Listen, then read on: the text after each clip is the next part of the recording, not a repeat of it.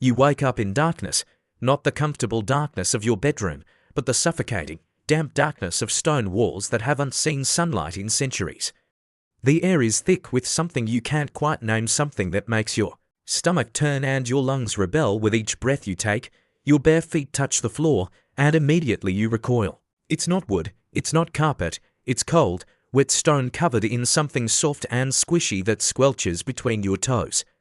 The smell hits you like a physical blow: human waste, rotting food, unwashed bodies, and something else, something dead. You're in a medieval castle, and dawn is breaking through the narrow arrow slits in the wall. But this isn't the romantic castle of fairy tales. This is the real thing, the kind of place where people lived, worked, and died in conditions that would make your worst nightmare seem like a luxury vacation. You thought your job was bad. You thought your Monday morning commute was hell. You thought cleaning the office bathroom was beneath your dignity. Welcome to the world where the most disgusting jobs weren't just someone's unfortunate career choice, they were the foundation of civilization itself. Listen carefully to the sounds around you. That dripping isn't water from a leaky pipe. That's human waste seeping through the stones above you, following the same path it's followed for generations. That scratching in the walls isn't mice, those are rats the size of cats, and they're not afraid of you. They've been living here longer than you've been alive, and they know every secret passage, every hidden corner, every place where the dead are buried. The castle is waking up around you. Somewhere above, a bell tolls, calling the servants to their daily duties.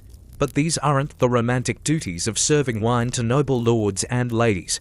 These are the jobs that kept medieval society functioning, the jobs that no one talks about, that no one wants to remember, that history books conveniently forget to mention. You're about to discover what it really meant to work in a medieval castle, not as a knight in shining armor, not as a noble lady in a tower, but as one of the hundreds of people whose job it was to deal with the most disgusting, dangerous, and dehumanizing work that human society has ever created. Still think you have it tough. Still think your boss is unreasonable. Still complain about your working conditions. You're about to meet people who spent their entire lives, from childhood to early death, doing jobs so revolting that modern people can't even imagine them. This isn't just history. This is a journey into the darkest corners of human existence, where survival meant accepting the unacceptable, where dignity was a luxury that only the wealthy could afford, and where the most essential work was done by people who were treated as less than human. Your journey begins now. Your education in gratitude starts here. Your understanding of what it really means to be alive in the 21st century is about to be forever changed, because you're about to discover that the most disgusting jobs in medieval castles weren't just jobs, they were the secret foundation of everything we call civilization. And the people who did them weren't just workers. They were the unsung heroes who kept the world from drowning in its own filth. Are you ready? Can you handle the truth? Can you stomach what you're about to learn? Let's find out. The castle around you is alive with movement, but it's not the graceful movement of courtly romance. It's the desperate, scurrying movement of people trying to survive another day in a world that wants them dead. The walls are weeping, not metaphorically, literally. Moisture constantly seeps through the stones, carrying with it the accumulated filth of generations. The mortar between the stones is mixed with animal hair, human waste, and whatever organic matter was available when the castle was built. As it decays, it releases a constant perfume of rot that no amount of burning herbs can mask. Your feet sink into the rushes that cover the stone floor. These aren't fresh rushes, they're months old, perhaps years old, and they're hiding secrets that would make you vomit if you knew what you were walking on. Food scraps, human waste, animal droppings, spilled wine, blood from butchered animals, and the remains of countless rats and insects that have died and been trampled into the organic carpet beneath your feet. The castle's inhabitants change the rushes perhaps twice a year, if they're lucky. More often, they simply throw fresh rushes on top of the old ones, creating a layered archaeological record of filth that can be several inches thick. When you walk, you're walking on history, a history written in garbage and excrement. Listen to the soundscape of medieval castle life. That constant dripping isn't just water, it's the sound of the castle's primitive sewage system, if you can call it a system at all. Human waste flows through crude channels carved into the stone, sometimes opaquely, sometimes hidden behind thin walls that leak constantly. The smell follows the sound, creating a symphony of stench that never stops. The scratching in the walls isn't mysterious, it's the sound of rats, thousands of them, living in the spaces between the stones. They've built their own civilization within the castle walls, and they're thriving. They eat everything: food scraps, cloth, leather, and yes, human flesh when they can get it. A sleeping child with a small wound might wake up to find rats gnawing at the cut. A sick person lying unconscious might not wake up at all. The social hierarchy of the castle is as rigid as the stone walls, but it's not based on noble birth alone. It's based on degrees of filth. The lord and lady of the castle live in the cleanest quarters, but even they live in conditions that would be considered uninhabitable by modern standards. Their personal servants have the privilege of dealing with their waste, their food, their clothing, and their bodies in ways that would seem intimate and disgusting to us. Below them, the hierarchy descends through layers of servants, each with their own specialized form of degradation. The kitchen servants handle rotting food and fight rats for scraps. The stable boys live covered in animal waste and sleep in the same spaces as the horses. The laundry maids wash clothes in water that's more sewage than water, using soap made from animal fat and human urine. But at the bottom of this hierarchy, beneath even the lowest servant, are the people who do the jobs that keep everyone else alive. The people who handle the waste, who catch the rats, who dispose of the bodies, who clean up after the disasters that daily life creates. These are the people whose work is so disgusting, so dangerous, so dehumanizing, that they're barely considered human at all. The castle operates on a rhythm of bells, not the romantic chiming of church bells, but the harsh, demanding bells that call people to work that will kill them. The first bell rings before dawn, calling the servants to their duties. The last bell rings well after dark, when the day's horrors are finally finished and the next day's horrors are about to begin. There's no escape from this life. No sick days, no vacation time, no retirement plan. You work until you die, and you die young. The average lifespan of a castle servant is less than 30 years. Most don't make it to 25, some don't make it to 20. Disease is everywhere. The Black Death might be the most famous medieval plague, but it was just one of dozens of diseases that swept through castle populations regularly. Dysentery, tuberculosis, typhus, cholera, and dozens of other diseases that don't even have names anymore. The castle's waste management system, if you can call it that, ensures that disease spreads quickly and efficiently through the population. The castle's water supply is contaminated with human waste, animal waste, and the runoff from the various industries that operate within the castle walls. The well water is brown and smells of decay. The river water is downstream from other castles and their waste systems.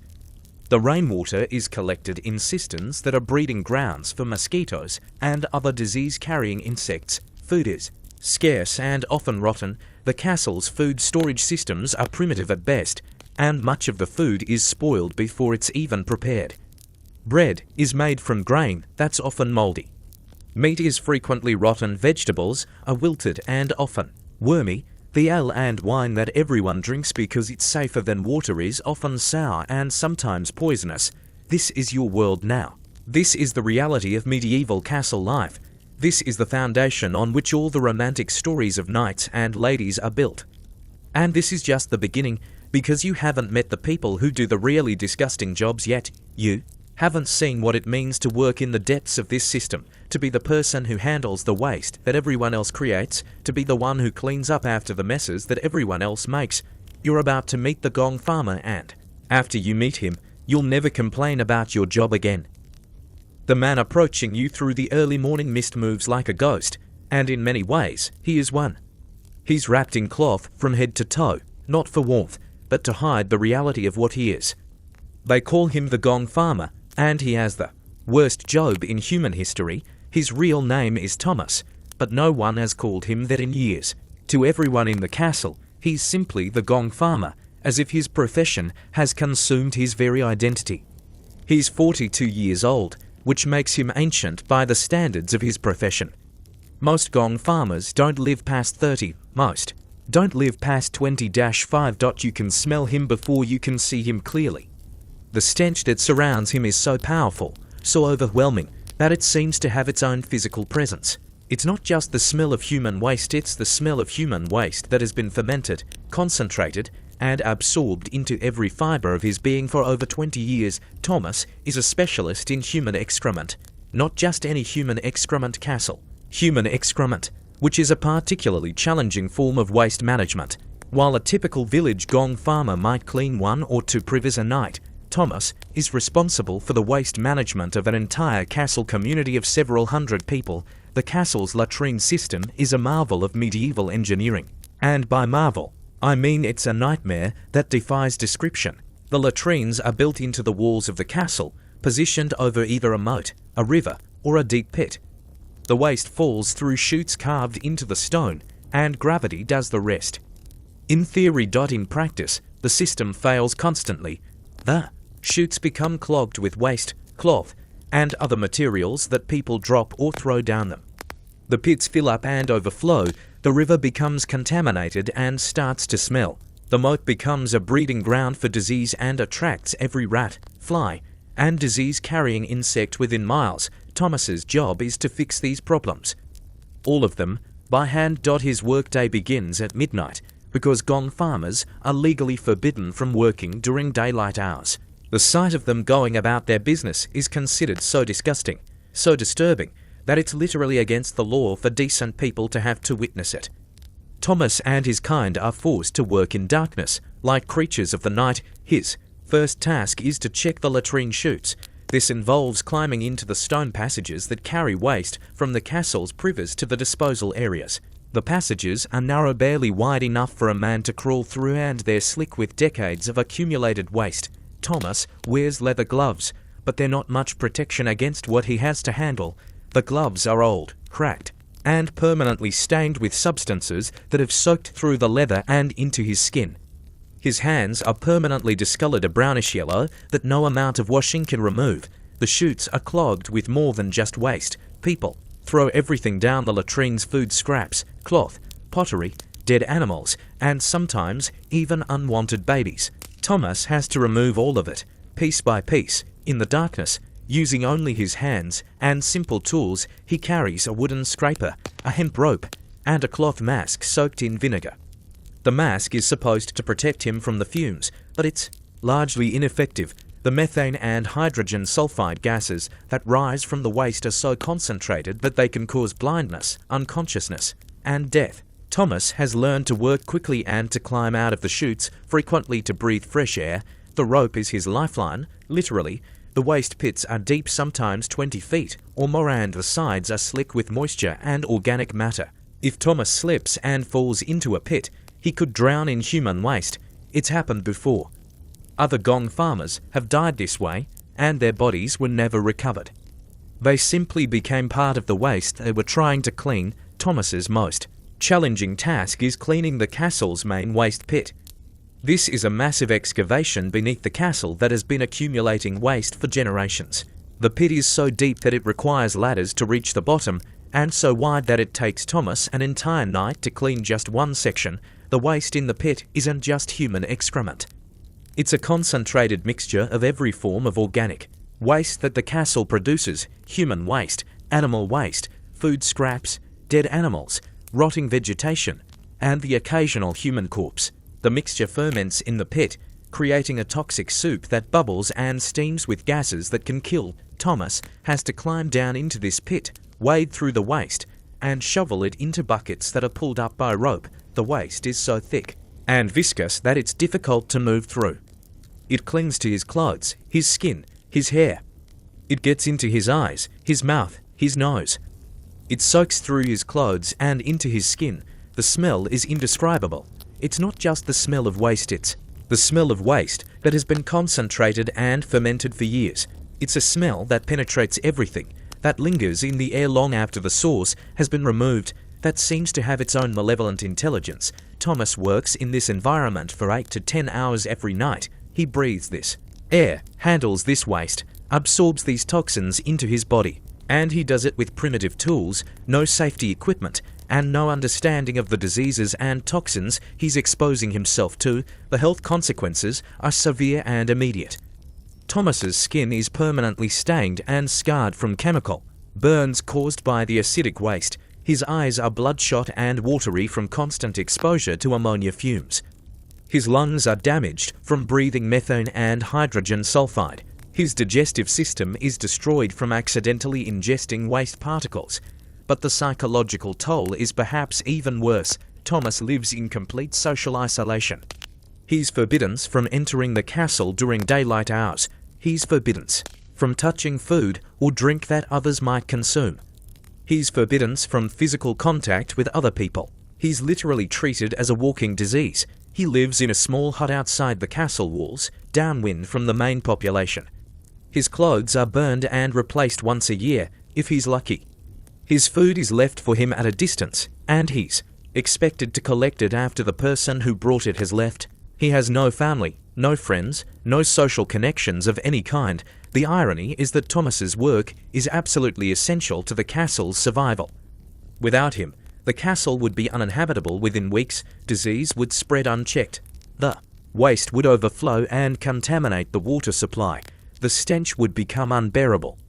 The rats would multiply beyond control. Thomas keeps hundreds of people alive and healthy by sacrificing his own health and humanity.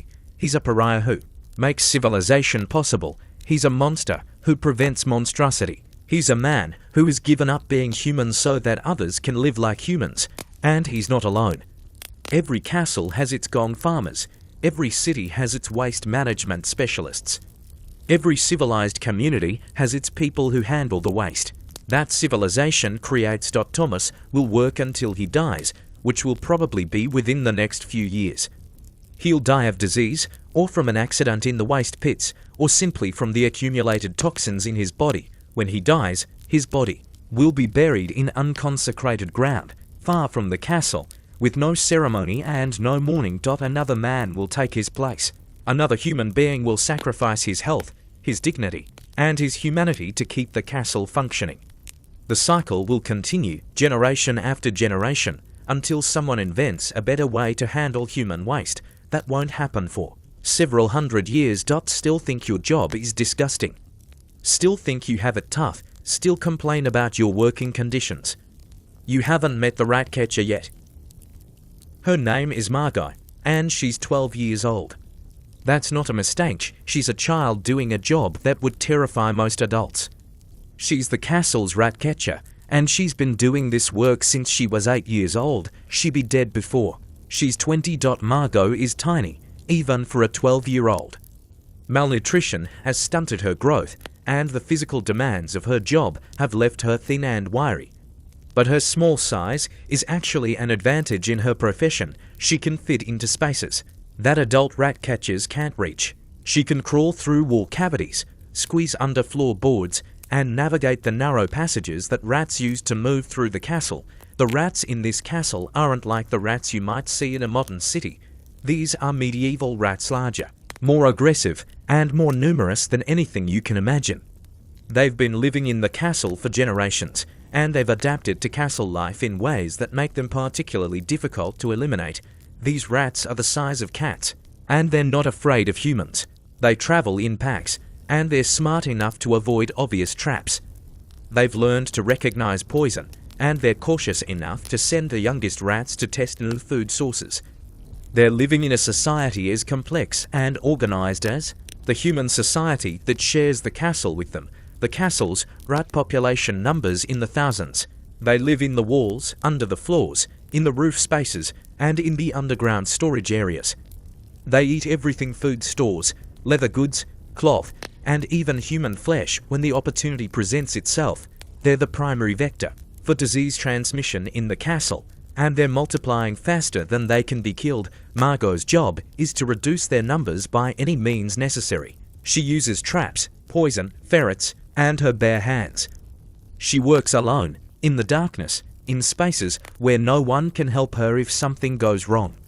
She's been bitten hundreds of times, and each bite carries the risk of infection, disease, or death. Her primary tool is a ferret named Norbon. The ferret is trained to hunt rats in narrow spaces, and it's vicious enough to kill rats nearly as large as itself. Margot releases the ferret into wall cavities and follows behind it, collecting the dead rats and resetting the traps. The ferret is her only companion in this work. and she loves it more than any human being. Margot also uses wooden traps, but not the simple spring-loaded traps you might imagine. These are complex devices that can catch multiple rats at once. Some are designed to trap rats alive, so they can be used as bait to attract other rats. Others are designed to kill quickly and efficiently, before the rats can warn their companions. The most effective traps are also the most dangerous.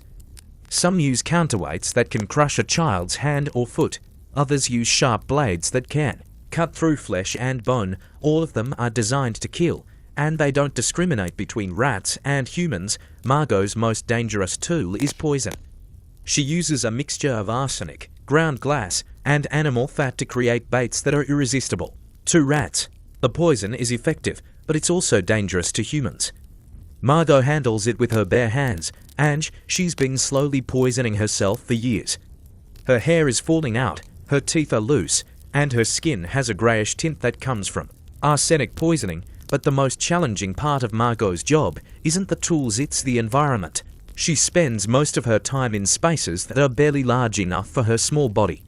Wall cavities that are only inches wide, floor spaces that are only a few feet high, roof areas that are filled with rotting wood and bat droppings. These spaces are pitch black. Margot works by touch, feeling her way through the darkness, following the sound of rat movement, the smell of rat droppings, the texture of rat fur. She's developed an almost supernatural ability to sense rats in the darkness.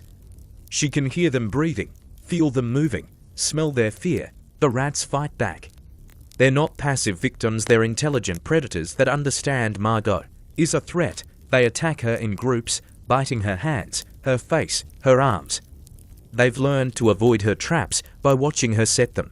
They've learned to recognize her smell and to flee when she approaches. Margot has developed techniques for dealing with aggressive rats that are too disturbing to describe in detail. She uses her bare hands to kill rats that are too large for her traps. She follows wounded rats to their nests, where she kills entire families of rats. She's learned to think like a rat, to predict their behavior, to anticipate their moves. The psychological toll of this work is immense. Margot spends most of her time alone, in darkness, surrounded by creatures that want to kill her. She sleeps fitfully, always listening for the sound of rats approaching. She eats alone, because her job makes her a social outcast.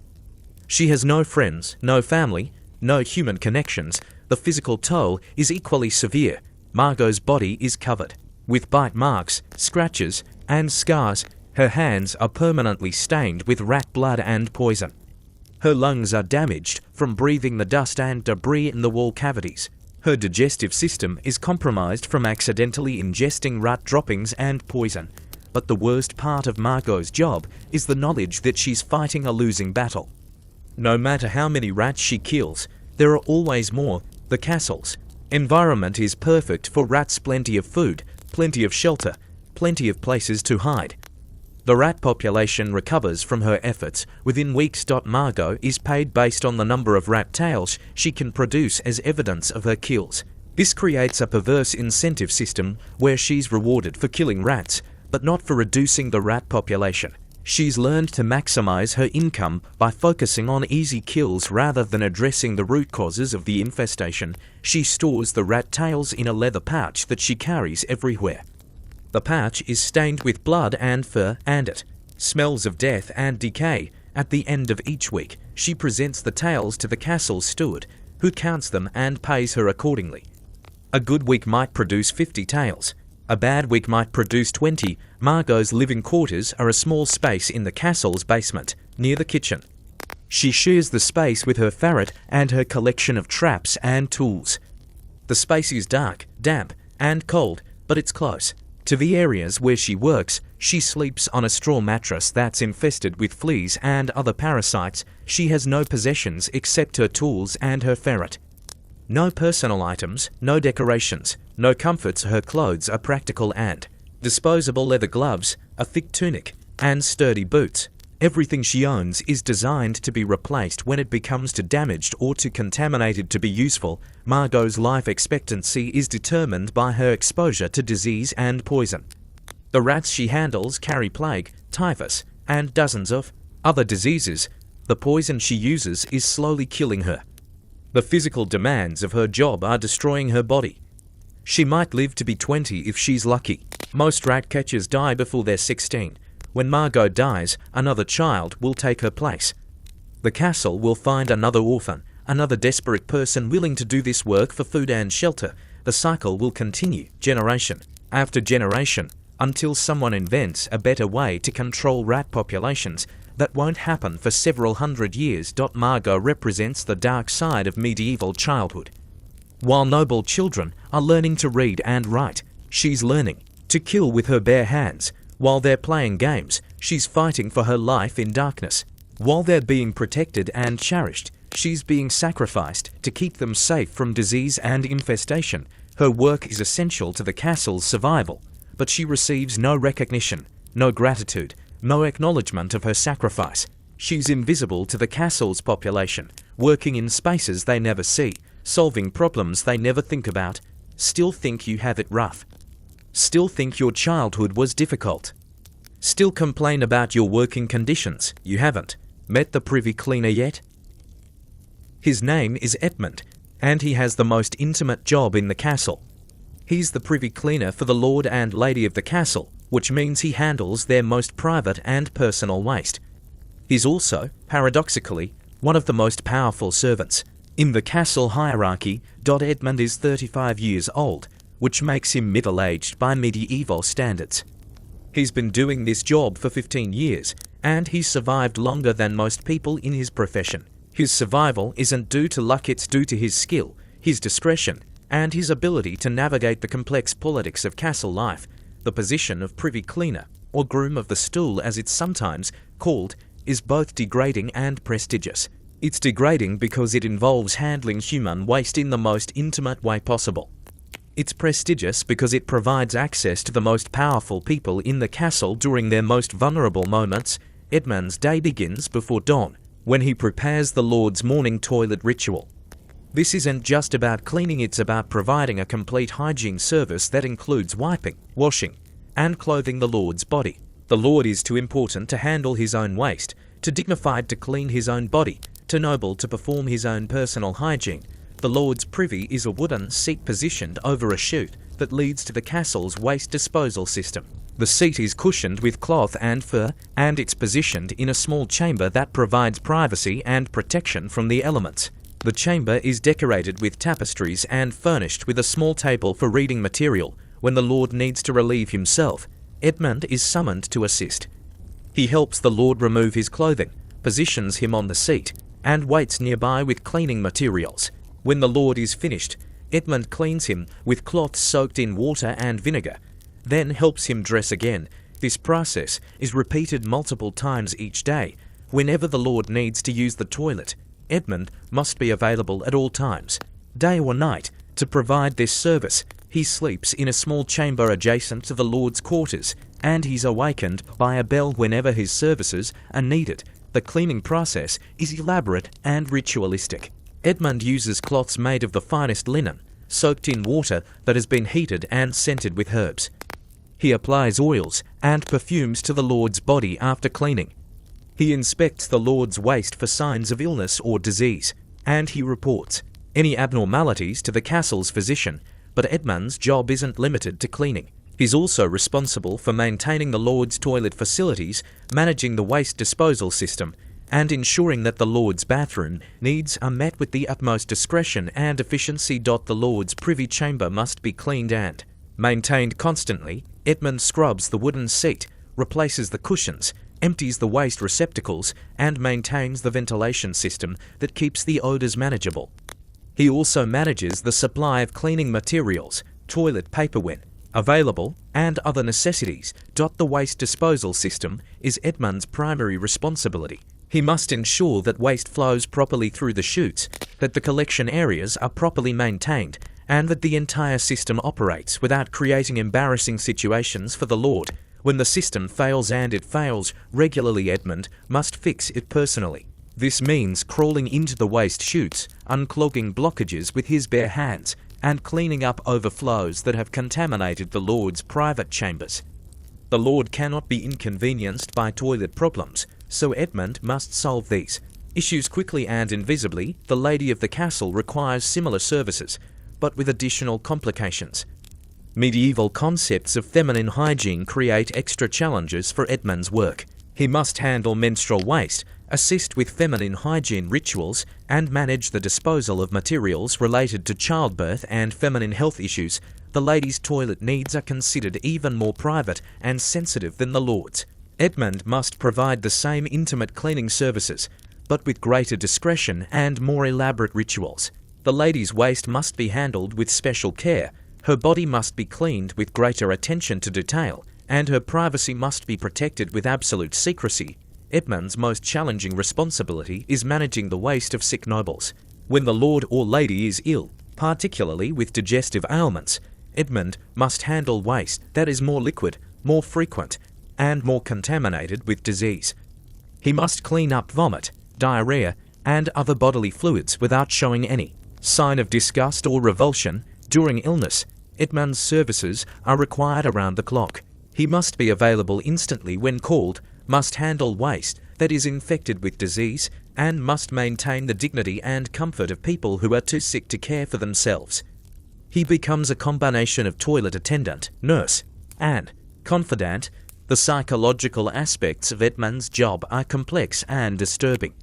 He has intimate knowledge of his employers' bodies, their health conditions, their personal habits, and their private vulnerabilities. He knows when they're sick, when they're stressed, when they're eating poorly, when they're having digestive problems. This knowledge makes Edmund both valuable and dangerous. He could embarrass his employers by revealing their private information, but he could also lose his life if he's perceived as a threat to their dignity. He must maintain absolute discretion while demonstrating absolute loyalty. Edmund's position gives him access to private conversations, family secrets, and political information that other servants never hear. The lord and lady often forget that. Edmund is present during their private moments, and they discuss sensitive matters while he's performing his duties. This information could be valuable to enemies of the family, but it could also be deadly to Edmund if he's caught selling it. The health consequences of Edmund's work are severe but different from those faced by other castle workers. He's exposed to diseases through direct contact with waste, but he's also provided with better food, cleaner living quarters, and access to medical care. His survival depends on maintaining his health so he can continue to serve.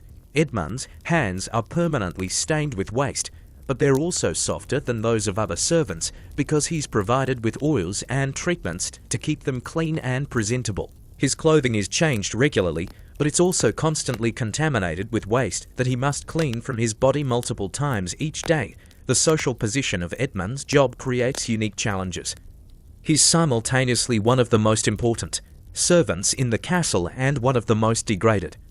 Other servants respect his access to the lord and lady, but they also despise him for the intimate nature of his work. He's isolated from normal social relationships by the peculiar intimacy of his duties. Edmund has no family, no friends, and no social connections outside of his work. His entire identity is defined by his professional relationship with the lord and lady's bodily functions. He's known throughout the castle as the groom of the stool, and his real name is rarely used. His living quarters are better than those of most servants. A private room near the lord's chambers, furnished with a bed, a chair, and storage for his tools and supplies. But the room is also a prison, because he must be available at all times and cannot leave without permission. Edmund's tools are specialized and expensive. He uses silver bowls for washing, silk cloths for cleaning, and imported oils and perfumes for maintaining his employer's personal hygiene. These tools are valuable enough to be inherited by his successor when he dies or is dismissed. The training for Edmund's position is extensive and humiliating. He learned his trade by working as an assistant to the previous groom of the stool, observing and participating in the intimate hygiene rituals of the castle's nobles. He had to demonstrate his discretion, his loyalty, and his ability to handle the most disgusting aspects of the job without showing revulsion. Edmund's retirement plan is death. There is no pension, no retirement, no alternative career path. He will continue to clean noble waste until he dies, is dismissed, or is replaced by a younger person. If he's dismissed, he'll have no skills that transfer to other work, and he'll likely die in poverty. The irony of Edmund's position is that he's essential to maintaining the dignity and status of the people who employ him, but his work strips him of his own dignity and humanity. He sacrifices his own cleanliness to keep others clean, his own privacy to protect others' privacy, his own humanity to maintain others' noble status. Edmund represents the dark side of medieval class structure. The noble's elevated status depends on having servants who are willing to handle their most basic and degrading needs. The system that allows nobles to live like gods requires other people to live like slaves. When Edmund dies, another person will take his place. The position will be filled by someone desperate enough to accept this work, someone who values survival over dignity, someone who's willing to sacrifice their humanity for security. The cycle continues, generation after generation, because the system requires someone to handle the waste that privilege creates. Someone must clean up after the people who are too important to clean up after themselves. Still think you're underpaid. Still think your boss doesn't appreciate you. Still complain about your job's lack of dignity. You haven't met the dead cart collector yet? His name is Gareth, and he's the man who collects the dead. Not just any dead, the forgotten dead, the unwanted dead, the dead who have no one to mourn them and no one to pay for their burial. He's 53 years old, which makes him ancient by medieval standards, and he's been collecting corpses for over 30 years. Gareth's longevity in this profession is remarkable, because most people who work with the dead don't live long enough to become experts. The combination of disease exposure, physical demands, and psychological trauma typically kills death workers within a few years. Gareth has survived by developing techniques, immunities, and mental defenses that allow him to function in an environment that would destroy most people. The medieval castle produces death at an industrial scale, not just from warfare or plague, but from the constant grinding mortality of daily life. Infants die within days of birth. Children die from diseases that modern medicine prevents with simple vaccines. Adults die from infections, accidents, malnutrition, and the accumulated damage of living in conditions that destroy human health. Winter is Gareth's busiest season. The combination of cold, starvation, and disease creates a mortality rate that can reach 50% in some years. The castle's population might be 800 people in autumn and 400 people in spring. Gareth has to dispose of the bodies of the 400 who didn't survive. During plague years, Gareth's work becomes apocalyptic. The Black Death, when it strikes, can kill 90% of a castle's population within months. Gareth has lived through 3 plague outbreaks, and each time he's been one of the few survivors responsible for disposing of hundreds of corpses. Gareth's cart is a specialized vehicle designed for transporting dead bodies. It's larger than a normal cart, with high sides and a hinged gate that allows bodies to be loaded and unloaded efficiently. The cart is stained with body fluids, and it smells of death in a way that never completely fades. The wood is permanently discolored, and the metal fittings are corroded by the acidic fluids that leak from decomposing bodies. His daily routine begins before dawn, when he makes his rounds through the castle collecting the bodies that have accumulated overnight. The bodies are left in designated areas outside doors, in stairwells, in courtyards, wherever people have died and their families or neighbours have dragged them for collection. The bodies Gareth collects are often in various stages of decomposition. Some are fresh, having died during the night. Others have been dead for days or even weeks, particularly during winter, when the cold preserves bodies but also makes it difficult for families to dig graves. The smell and appearance of these bodies would be unimaginable to modern people. Gareth loads the bodies into his cart using a system of ropes and pulleys that he's developed over years of experience. Dead bodies are heavy and difficult to move, particularly when they're stiff with rigor mortis or bloated with decomposition gases. He's learned to handle them efficiently, without unnecessary physical strain, and without exposing himself to more body fluids than necessary. The cart can hold approximately 20 adult bodies, but the actual number varies depending on the size of the corpses and the stage of decomposition. Bloated bodies take up more space. Children's bodies can be stacked more efficiently. Bodies that have been dismembered or partially consumed by animals create loading challenges that require creative solutions. Gareth's knowledge of death and decomposition is encyclopedic. He can determine the cause of death from visual examination, estimate the time of death from the degree of decomposition, and identify diseases that might be contagious. This knowledge is essential for his survival because he must avoid handling bodies that might infect him with deadly diseases. His disposal methods vary depending on the season, the number of bodies, and the resources available. During winter, when the ground is frozen, he stores bodies in ice houses or simply stacks them in designated areas until spring. During plague years, when the number of bodies overwhelms normal burial capacity, he burns them in mass cremation pits, the mass graves that Gareth digs are engineering projects that require careful planning and execution. A typical grave might be 20 feet long, 10 feet wide, and 8 feet deep. It can hold 50 to 60 adult bodies when properly arranged. The bodies are layered with lime and dirt to control odors and prevent the spread of disease. Gareth's excavation work is performed with hand tools, shovels, picks, and pry bars. Digging a mass grave in medieval soil, which is often rocky and filled with clay, is physically demanding work that can take several days. The work must be done quickly because decomposing bodies create health hazards that become more dangerous with time. The psychological toll of handling hundreds of dead bodies is immense. Gareth has seen every possible way that humans can die, and he's handled the corpses of people of every age, from newborn infants to elderly adults. He's disposed of plague victims, murder victims, accident victims, and people who died from starvation, disease, and exposure. Many of the bodies he handles are people he knew in life.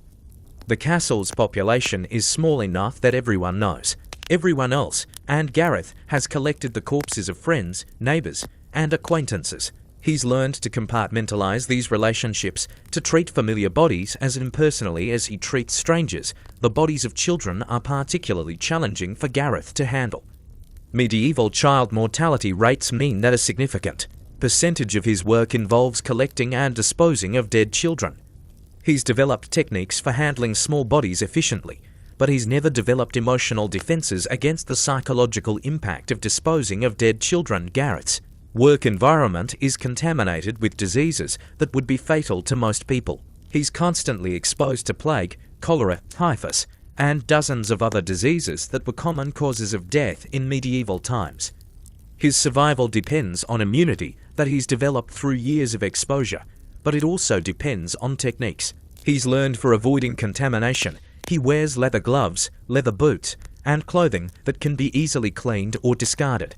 He washes his hands and face with vinegar after handling bodies, and he burns his clothes when they become too contaminated to clean. He's learned to work quickly and efficiently, minimizing his exposure time while maximizing his productivity. The tools of Gareth's trade are simple but effective. Ropes for dragging bodies, hooks for lifting them, shovels for digging graves, and lime for controlling odors and disease. He also carries a staff that serves as both a walking stick and a tool for moving bodies without direct contact. Gareth's living quarters are isolated from the main castle population, both for his protection and for theirs. He lives in a small building near the castle's gates, where his cart and tools are stored.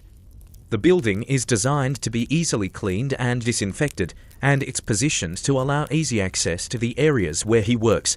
His diet consists mainly of preserved food, salted meat, dried vegetables, and ale that's been boiled to kill bacteria. He avoids fresh foods that might be contaminated with diseases from the bodies he handles.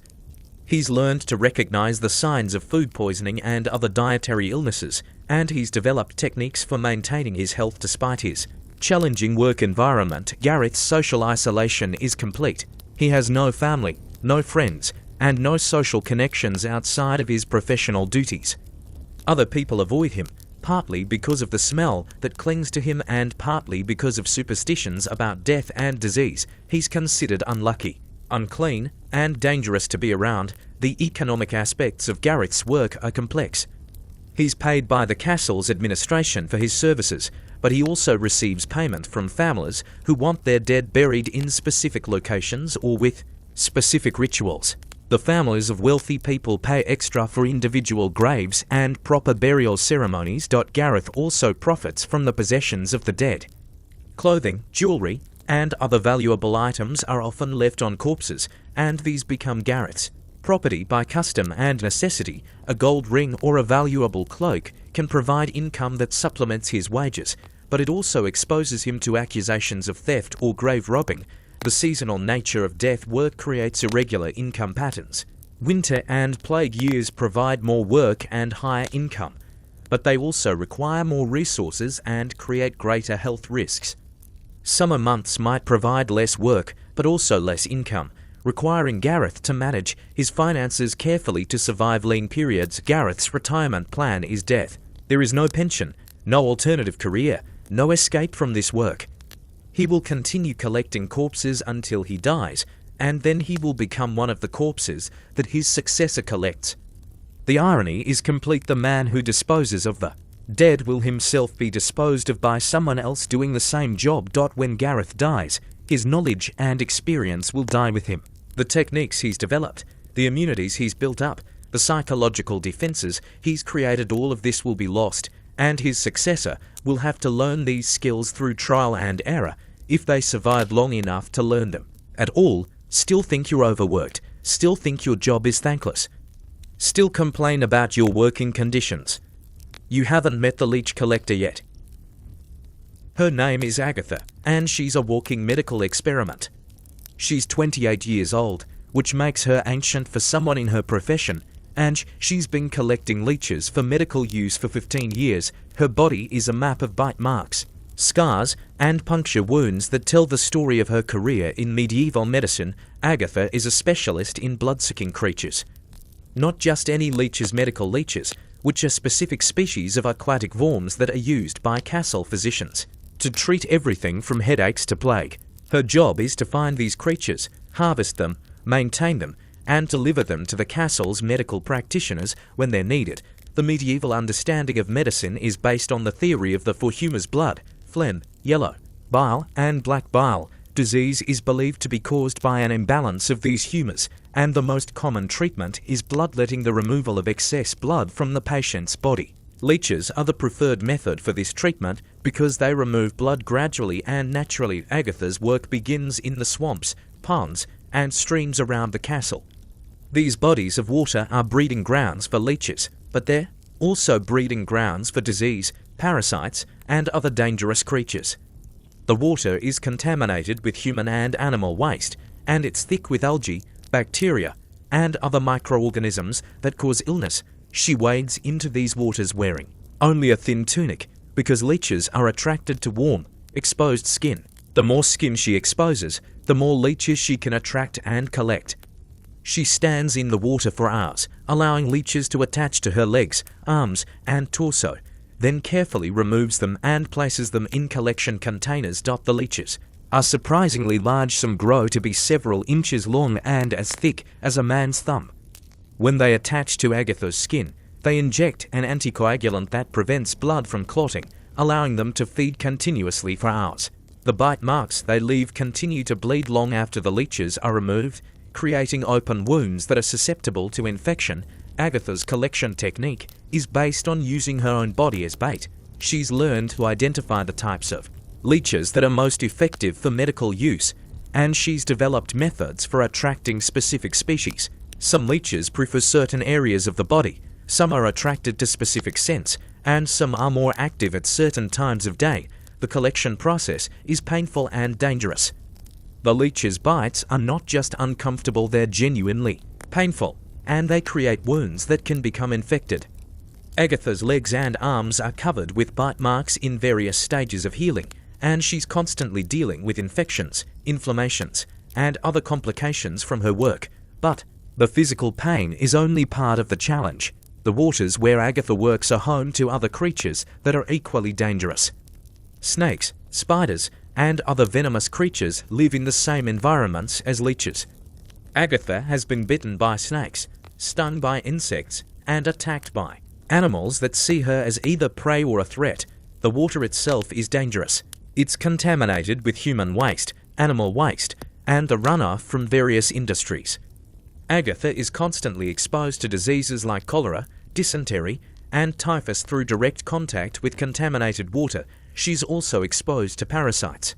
that can cause long-term health problems. Agatha's leech storage and maintenance system is a complex operation that requires specialized knowledge and equipment. Live leeches must be kept in specific conditions, the right temperature, the right pH, the right amount of oxygen, or they die and become useless for medical purposes. She maintains dozens of containers filled with water and leeches in various stages of development. Young leeches are kept in smaller containers, while mature leeches are kept in larger tanks. The water must be changed regularly, the containers must be cleaned constantly, and the leeches must be fed to keep them healthy. Feeding the leeches is one of Agatha's most challenging tasks. Leeches require fresh blood to survive, and the easiest source of fresh blood is Agatha herself. She regularly allows groups of leeches to feed on her body, both to keep them healthy and to test their effectiveness for medical use. The bloodletting process is carefully controlled. Agatha has learned to manage the number of leeches feeding on her at any given time, the location of the feeding sites, and the duration of the feeding process. Too many leeches can cause dangerous blood loss. Too few leeches can leave her stock. Undernourished and ineffective, Agatha's body has adapted to constant blood loss in ways that would be impossible for most people. Her blood production has increased to compensate for the regular loss. Her healing capacity has improved to deal with constant wounds, and her pain tolerance has increased to handle the discomfort of regular leech feeding. But these adaptations come at a cost. The constant blood loss has made her chronically anemic, leaving her weak, pale, and susceptible to illness. The constant wounds have created scar tissue that makes her skin less sensitive and less effective at fighting infection. The psychological stress of using her body as a feeding ground has created mental health problems that affect her ability to function normally. The medical use of Agatha's leeches is based on medieval theories that are completely wrong by modern standards. Bloodletting doesn't cure disease, it weakens patients and makes them more susceptible to illness. The leeches that Agatha collects are often more dangerous than the conditions they're supposed to treat, but Agatha doesn't understand this. She believes that her work is essential to the health and survival of the castle's population. She takes pride in providing high-quality leeches that are healthy, active, and effective at removing blood from patients. She sees herself as a healer, not as someone who's contributing to medical malpractice. The physicians who use Agatha's leeches are respected members of the castle's community. They're educated, well-paid, and treated with deference by the castle's nobles. Agatha, who provides the essential materials for their work, is treated as a servant whose job is disgusting and degrading. The irony is that Agatha knows more about leeches than the physicians who use them. She understands their biology, their behavior, their life cycle, and their effectiveness better than anyone else in the castle.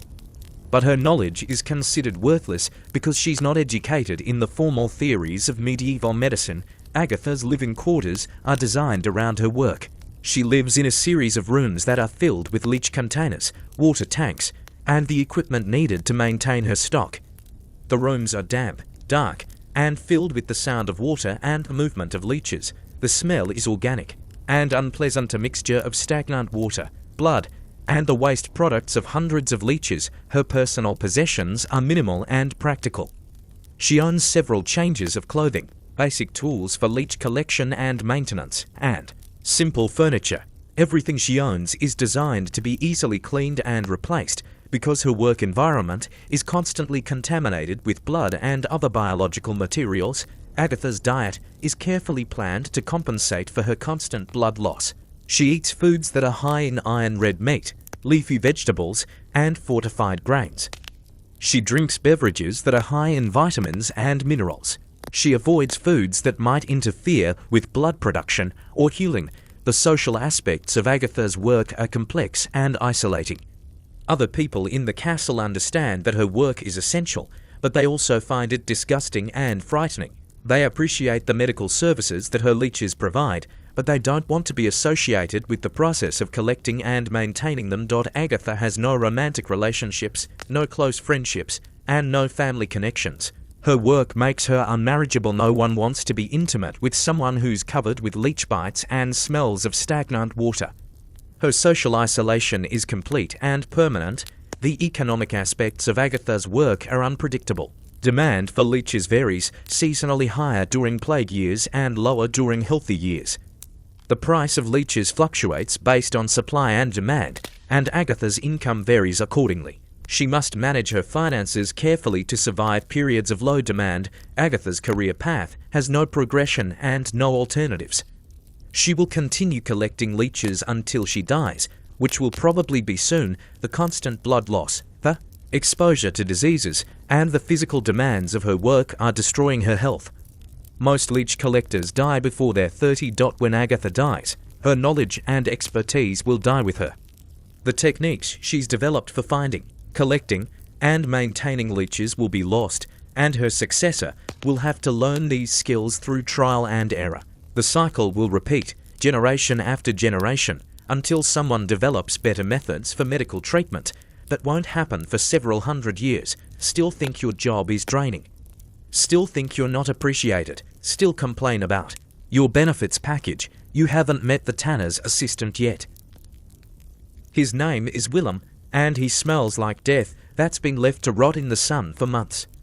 The stench that surrounds him is so powerful, so penetrating, that it seems to have its own physical presence. You can smell Willem coming from a quarter mile away, and the smell lingers in places he's visited for days after he's gone. Willem is 17 years old, and he's been working as a tanner's assistant for 3 years. He'll be dead before he's 25, if he's lucky. Most people in his profession don't live that long. The combination of toxic chemicals, dangerous working conditions, and social isolation kills tanner's assistants quickly and efficiently. The castle needs leather for everything: clothing, armor, shoes, saddles, harnesses, and dozens of other essential items. Leather doesn't exist naturally. It's created by processing animal hides through a series of chemical treatments that transform raw skin into a durable, flexible material. This process is called tanning, and it's one of the most disgusting and dangerous jobs in medieval society. Willem works in the tannery, which is located downwind from the castle's main population. The tannery is a complex of buildings, pits, and vats where animal hides are processed through multiple stages of treatment. The smell from the tannery is so powerful that it can be detected from miles away, and it's so offensive that it makes people vomit. His workday begins before dawn, when he helps prepare the day's batch of hides for processing. The hides arrive at the tannery still covered with hair, fat, and flesh. They're stiff, smelly, and covered with blood and other bodily fluids. Willem's first task is to clean them enough to begin the tanning process. The cleaning process involves scraping the hides with sharp knives to remove hair, fat, and flesh. This is physical work that requires strength, endurance, and skill. The knives are dangerous, and accidental cuts are common. Willem's hands and arms are covered with scars from years of working with sharp tools on slippery, unpredictable surfaces. But the real horror of tanning isn't the physical danger, it's the chemical processes that transform hides into leather. These processes involve soaking hides in solutions that are toxic, corrosive, and deadly. Willem spends his days working with chemicals that burn his skin, damage his lungs, and slowly poison his body. The first chemical treatment involves soaking hides in lime water to remove hair and flesh. Lime is caustic, it burns organic matter, including human skin. Willem's hands and arms are constantly exposed to lime solutions, and his skin is permanently scarred and discolored from chemical burns. The lime treatment is followed by a process called baiting, which involves soaking hides in solutions made from animal waste. Dog feces, bird droppings, and other organic materials are fermented to create enzymes that soften the hides. Willem prepares these solutions by mixing fresh animal waste with water and allowing it to ferment for weeks. The smell of the baiting solutions is indescribable. It's not just the smell of animal waste, it's the smell of animal waste that has been fermented and concentrated to create a biological weapon. The smell is so powerful that it can cause nausea, headaches, and respiratory problems in people who are exposed to it. Willem works with these solutions using his bare hands.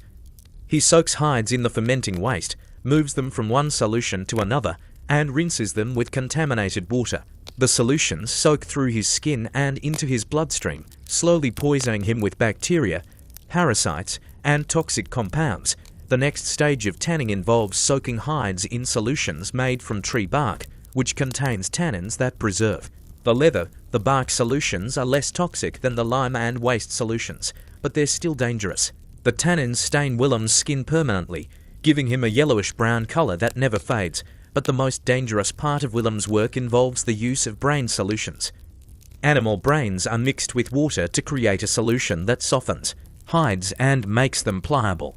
Willem collects brains from slaughtered animals, mixes them with water, and allows them to ferment. The resulting solution is toxic and contaminated with diseases that can be transmitted to humans. Brain tanning requires Willem to work with his hands immersed in solutions made from rotting brain tissue. The solutions are contaminated with prions, bacteria, and other disease agents that can cause fatal illnesses. Willem is constantly exposed to these diseases through skin contact and inhalation. The physical process of tanning involves more than just soaking hides in solutions. Willem must also stretch, scrape, and manipulate the hides to ensure even treatment. This work is physically demanding and requires him to handle wet, slippery hides that can weigh dozens of pounds. The hides must be moved from one solution to another according to a strict schedule. Willem works in all weather conditions: rain, snow, heat, and cold, because the tanning process cannot be interrupted. He's constantly wet, constantly cold, and constantly exposed to chemicals that make his working conditions even more miserable. The tanning pits where Willem works are excavated, areas that are filled with chemical solutions. The pits are deep enough to hold entire hides, and they're lined with stone or wood to prevent the chemicals from leaking into the groundwater. Willem must climb into these pits to move hides and clean the containers. Working in the tanning pits is extremely dangerous. The chemicals can cause blindness if they splash in Willem's eyes, burns if they contact his skin, and death if he inhales too much of the fumes. The pits are slippery and difficult to climb out of, and falling into a pit full of chemicals can be fatal. Willem's tools are simple but essential. He uses wooden paddles to move hides in the solutions, sharp knives to scrape and cut the leather, and ropes to lift heavy hides out of the pits. All of his tools are permanently stained and corroded by the chemicals he works with. The finished leather that Willem helps produce is valuable and essential to the castle's economy. Good leather is waterproof, durable, and flexible. It's used to make products that can last for years with proper care. But the process of creating this valuable material destroys the health and humanity of the people who make it. Willem's health is deteriorating rapidly. His skin is scarred and discolored from chemical burns. His lungs are damaged from inhaling toxic fumes. His digestive system is compromised from accidentally ingesting chemicals. His nervous system is being damaged by the toxins that are accumulating in his body. The social consequences of Willem's work are as severe as the physical consequences. The smell that clings to him makes him a social outcast. Other people avoid him, refuse to eat with him, and treat him as if he's contaminated. He has no friends, no romantic relationships, and no social connections. Willem lives in a small hut near the tannery, isolated from the castle's main population. His living quarters are designed to be easily cleaned and ventilated, but they're still contaminated with the chemicals and odors from his work. Everything he owns, his clothes, his furniture, his personal possessions, is stained and contaminated. His diet consists mainly of foods that can tolerate the chemical contamination of his living environment: preserved meats, dried vegetables, and fermented beverages that won't spoil when exposed to the chemicals that surround him. He's learned to avoid fresh foods that might be contaminated by his work environment. The economic aspects of Willem's work are straightforward but exploitative. He's paid wages for his labor, but the wages are low because his work is considered unskilled and because he has no alternatives. The leather he helps produce is valuable, but he receives only a small fraction of its value. Willem's career prospects are limited and grim. He could potentially become a master tanner if he survives long enough to learn the complete process, but most tanners' assistants die before they acquire the necessary skills. The work is too dangerous and the health consequences too severe for most people to survive a complete apprenticeship. When Willem dies, his body will be buried in unconsecrated ground, far from the castle, because he's considered contaminated and unclean. His possessions will be burned because they're too contaminated to be used by anyone else.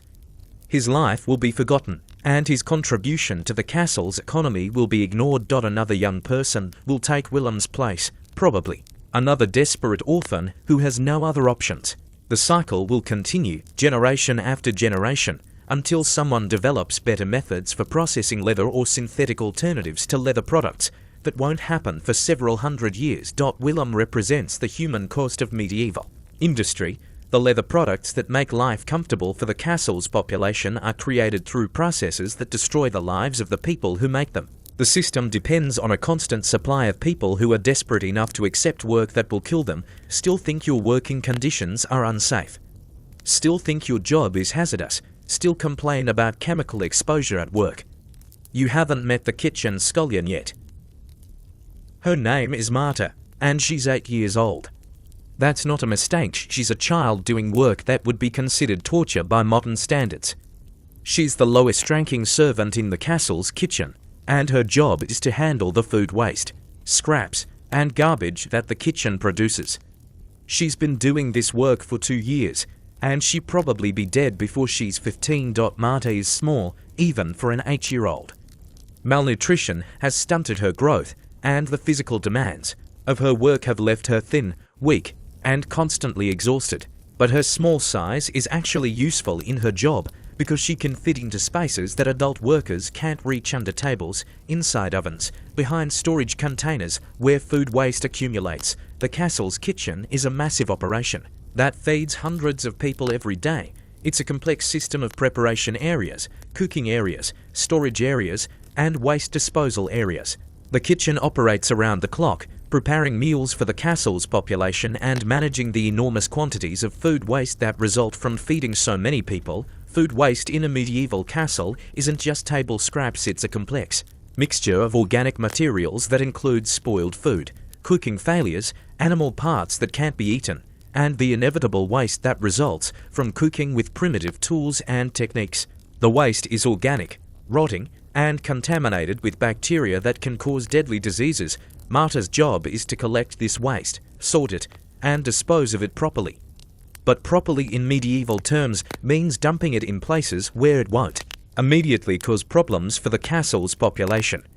There's no understanding of sanitation, no knowledge of disease transmission, and no system for safely disposing of organic waste. Her workday begins before dawn, when she collects the waste that has accumulated overnight. The waste is stored in wooden containers that are placed throughout the kitchen. The containers are crude, leaky, and often overflowing with rotting food. Marta empties these containers using her bare hands, transferring the waste to larger containers that she can carry to disposal areas. The food waste is disgusting beyond description. Moldy bread, rotting meat, spoiled vegetables, cooking fat that's gone rancid, bones with bits of putrid flesh still clinging to them, and the inevitable excrement from the rats and mice that infest the kitchen. The smell is overwhelming, a mixture of decay, fermentation, and death that clings to everything it touches. You watch Marta work, and you realize that this child is essentially swimming in a sea of rotting organic matter every single day. Her hands are stained black from the waste, her fingernails are permanently caked with decomposing food, and her clothes are soaked with the juices that leak from rotting meat and vegetables. But the worst part isn't the smell or the mess, it's the competition. Marta isn't the only creature trying to survive off the castle's food waste.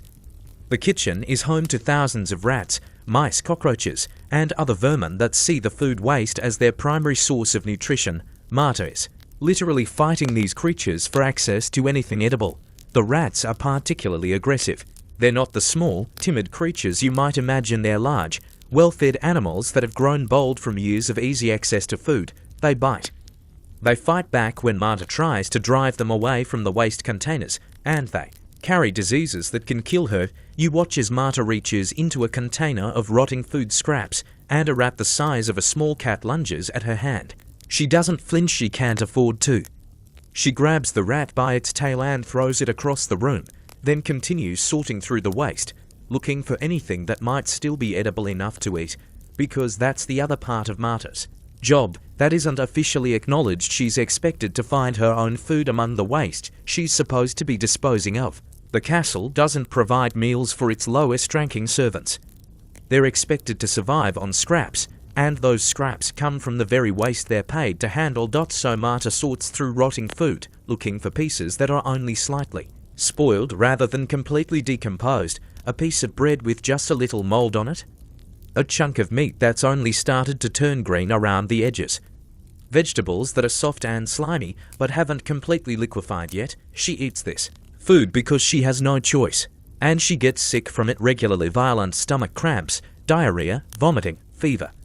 But she keeps eating it because the alternative is starvation. The disposal process is its own nightmare. The waste that can't be eaten or that's too dangerous, even for desperate consumption, has to be removed from the kitchen and disposed of somewhere else in the castle. Marta loads the waste into wooden buckets and carries them through the castle's corridors to disposal sites. The disposal sites are essentially open pits where organic waste is dumped and left to rot. These pits are located in the castle's lower levels in areas that are poorly ventilated and rarely visited by anyone other than waste disposal workers. The pits are breeding grounds for disease, vermin, and insects. You follow Marta as she carries bucket after bucket of rotting food waste down narrow, dark staircases to these disposal areas. The buckets are heavy, often weighing as much as she does, and the liquid waste sloshes and spills as she walks, leaving a trail of contamination throughout the castle. When she reaches the disposal pit, she has to climb down into it to empty her buckets. The pit is deep, maybe 10 feet, and the walls are slippery with moisture and decomposing organic matter. There's no ladder, no safety equipment, no way to get out if she falls and injures herself. The bottom of the pit is a writhing mass of maggots, worms, and other decomposers that are breaking down the organic waste. Marta has to stand in this mass while she empties her buckets, feeling the creatures crawling over her feet and legs. The smell down in the pit is so intense that it's physically difficult to breathe, but she does this multiple times every day because the kitchen produces waste faster than it can be disposed of.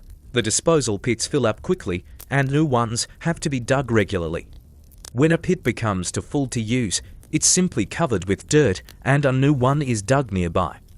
There's no understanding of how this contamination spreads through groundwater, or how it affects the health of everyone in the castle.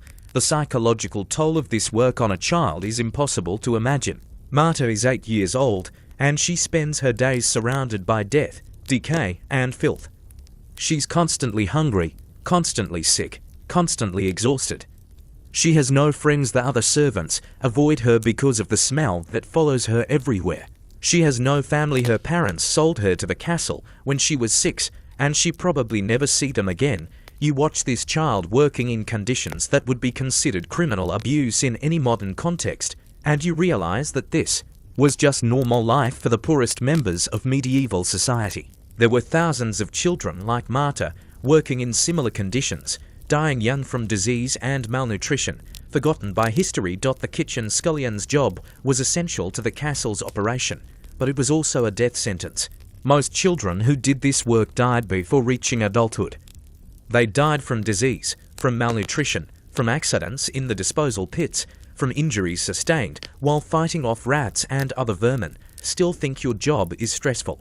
Marta would be dead before she could even understand what stress means. Meet Thomas. He's 16 years old, and he's learning to be a barber surgeon by serving as an assistant to Master Edwin, the castle's primary medical practitioner.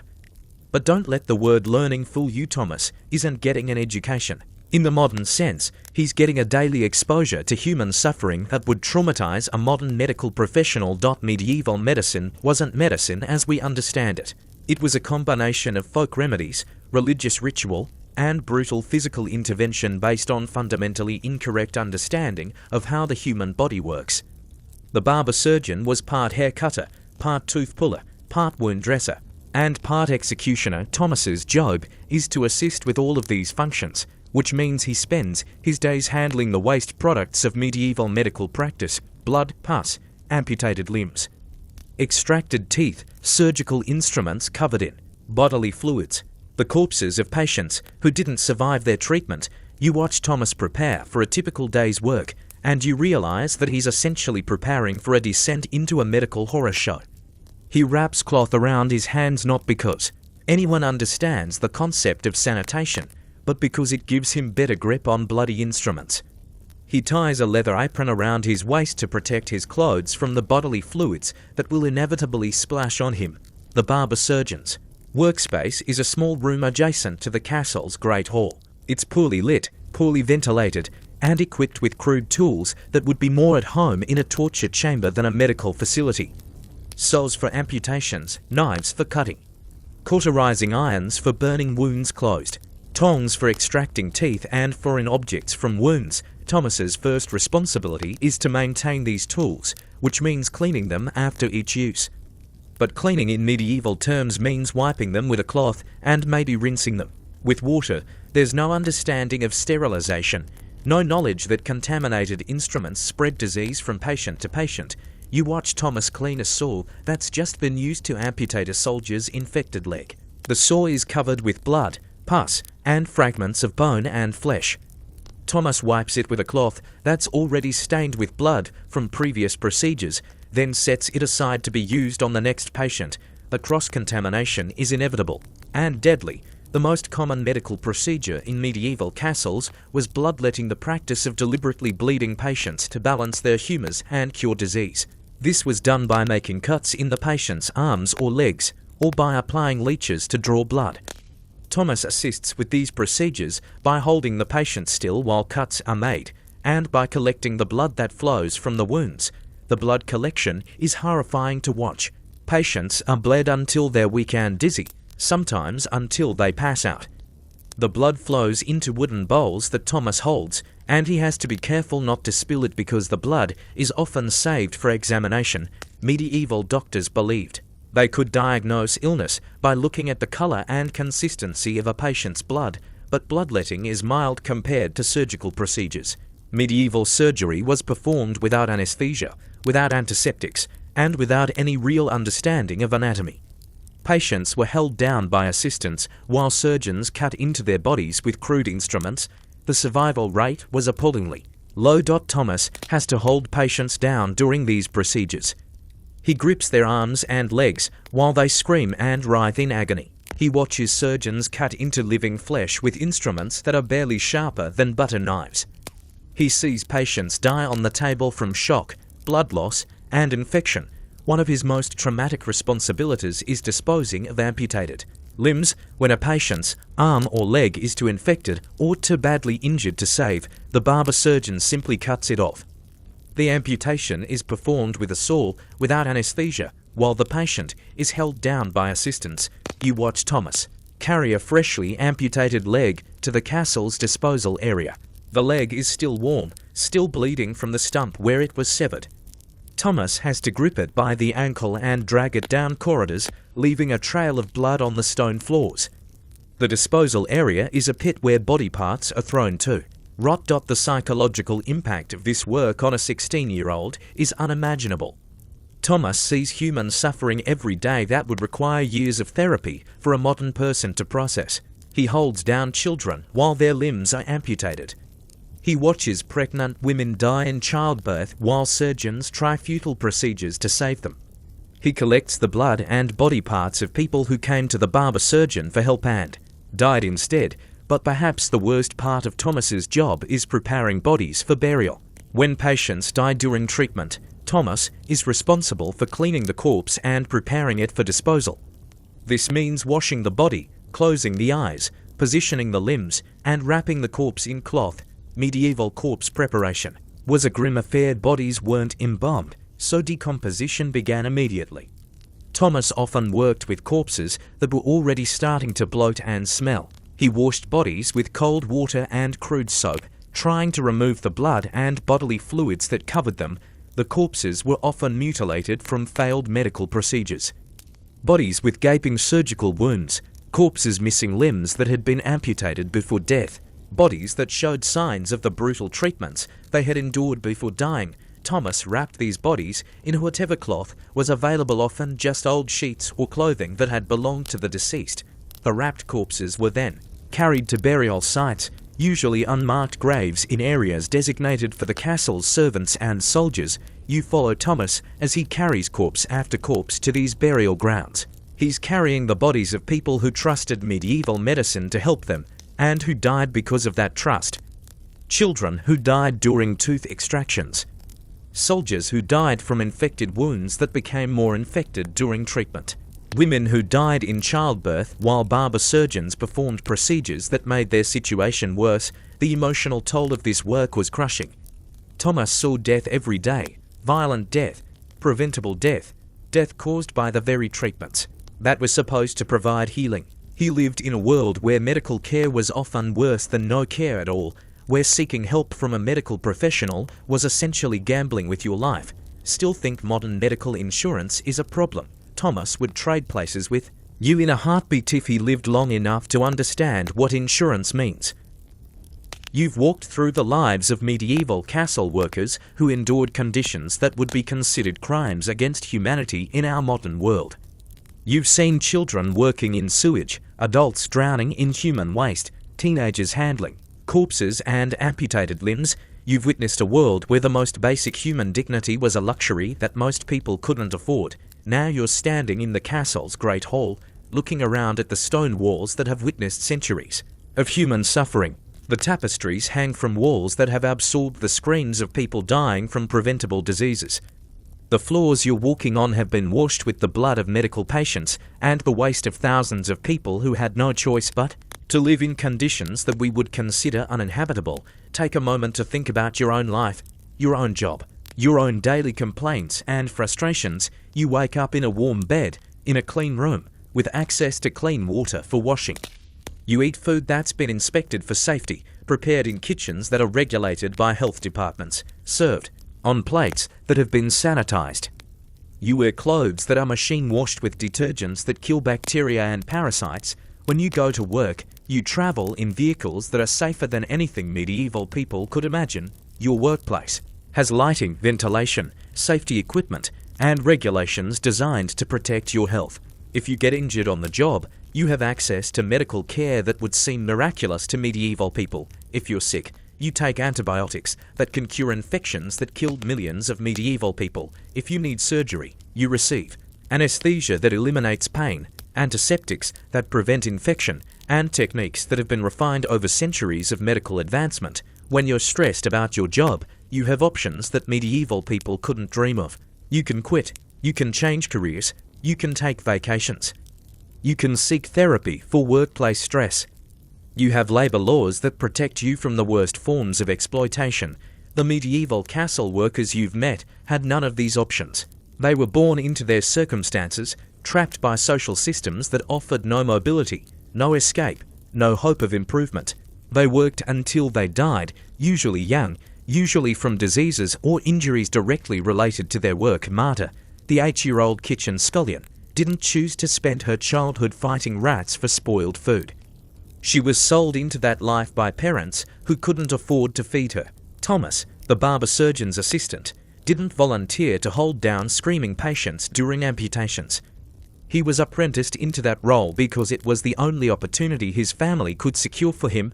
These weren't career choices, they were survival strategies in a world that offered few alternatives to starvation and death. But here's what's remarkable about the human spirit. These people found ways to endure. They developed coping mechanisms, formed relationships, created meaning in lives that seem meaningless to us. They laughed when they could, loved when they could, hoped when they could. The Gong farmers developed a culture of dark humor about their work. They created songs, jokes, and stories that helped them psychologically survive the horror of their daily routine. The rat catchers formed guilds that provided social support and professional identity. Even the lowest castle servants found ways to maintain their humanity in the face of dehumanizing conditions. They remind us that human resilience is extraordinary. People can adapt to almost anything, find purpose in the most difficult circumstances, maintain dignity even when the world seems designed to strip it away. But they also remind us how much progress we've made. The improvements in working conditions, medical care, sanitation, and human rights that we take for granted represent centuries of social evolution. People fought and died for the labor protections you benefit from today. Researchers dedicated their lives to developing the medical treatments that keep you healthy. Engineers and inventors created the technologies that make your life comfortable and safe. When you complain about your job, you're exercising a form of privilege that medieval people couldn't imagine. The privilege of having standards, of expecting better, of believing that work should be tolerable and life should be dignified. That's not something to feel guilty about. It's something to feel grateful for, but maybe, just maybe, the next time you're having a bad day at work, you'll remember Marta fighting rats for rotting food. Maybe you'll think about Thomas holding down screaming patients during medieval surgery. Maybe you'll recall the Gong farmer drowning in human waste, the rat catcher bitten by plague-carrying vermin, the corpse collector stacking bodies like cordwood. Maybe you'll realize that your worst day at work doesn't compare to their best day. Maybe you'll understand that the ability to complain about your job is itself a luxury that most humans throughout history couldn't afford. Maybe you'll appreciate that you live in a time and place where human dignity is considered a right rather than a privilege, where working conditions are regulated rather than ignored, where medical care heals rather than kills. The medieval castle workers you've met tonight didn't have the option of quitting their jobs and finding something better. They didn't have labor unions, safety regulations, or workers' compensation. They didn't have weekends, vacation time, or retirement plans. They had only one choice: endure until death. You have choices they couldn't dream of. Use them wisely, and the next time someone asks you if you'd rather live in medieval times, remember the smell of the Gong farmer's pit, the sound of rats fighting over kitchen scraps, the sight of 8-year-old Marta eating moldy bread because it was the only food she could find. Remember that the good old days were only good for a very small number of people, and only if you ignore the suffering of everyone else. Remember that progress is real, that human rights matter, that the improvements in working conditions and human dignity that we've achieved are worth protecting and extending. Remember that your ancestors endured unimaginable hardship so that you could live in a world where work doesn't have to be torture, where illness doesn't have to be a death sentence, where childhood doesn't have to be spent in sewage and filth. Honor their sacrifice by appreciating what you have, and by working to make sure that future generations have even better lives than yours, because the story of human progress isn't finished. We're still writing it, one generation at a time, one improvement at a time, one small step toward a more humane world at a time. The medieval castle workers are gone, but their legacy lives on in every labor law that protects workers, every safety regulation that prevents injuries, every medical advancement that saves lives, every social program that provides dignity to the most vulnerable members of society. They remind us where we came from, and they inspire us to keep moving forward. Still think your job is bad? At least you're not drowning in medieval sewage. At least you're not 8 years old, fighting rats for moldy bread. At least you're not holding down screaming patients during amputations. At least you live in a world where human dignity matters. That's something worth remembering the next time you have a bad day at work. Sweet dreams.